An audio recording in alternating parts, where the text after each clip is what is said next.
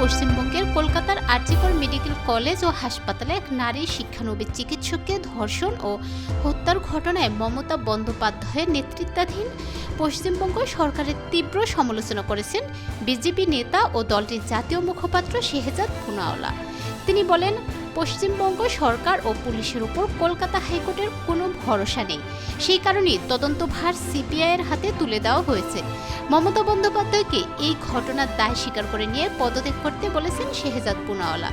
তিনি আরও বলেন, মমতা বন্দ্যোপাধ্যায় কবে এই ঘটনার দায় নেবেন, কবে তিনি পদত্যাগপত্র জমা দিবেন, তার আর এক মিনিটও পশ্চিমবঙ্গের মুখ্যমন্ত্রী পদে থাকার নৈতিক অধিকার, আইনি কর্তৃক বা সাংবিধানিক উপযুক্ততা অবশিষ্ট নেই।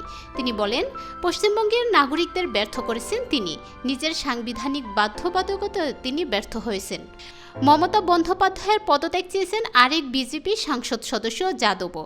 তিনি বলেছেন, নৈতিক দায় নিয়ে তার পদত্যাগ করা উচিত। এদিকে ন্যায় বিচার পেতে বিজেপি প্রতিবাদ থামাবে জানিয়ে ভারতের কেন্দ্রীয় মন্ত্রী সুকান্ত মজুমদার বলেছেন, উনি মমতা বন্দ্যোপাধ্যায় নিজে মুখ্যমন্ত্রী, স্বরাষ্ট্রমন্ত্রী ও স্বাস্থ্যমন্ত্রী, তাহলে কার বিরুদ্ধে তিনি প্রতিবাদ করতে নেমেছেন?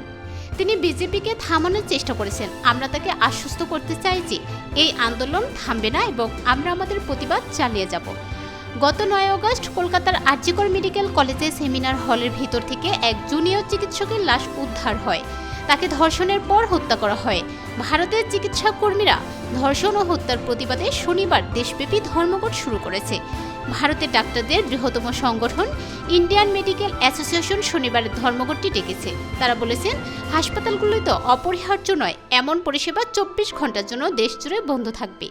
কাজ স্থগিত হয়ে যায় ভারত জুড়ে হাজার হাজার রোগীকে প্রভাবিত করছে। মূলত নারীদের নেতৃত্বে নিরাপদ কর্মপরিবেশের দাবিতে সাম্প্রতিক দিনগুলোতে বিক্ষোভ তীব্র হয়েছে।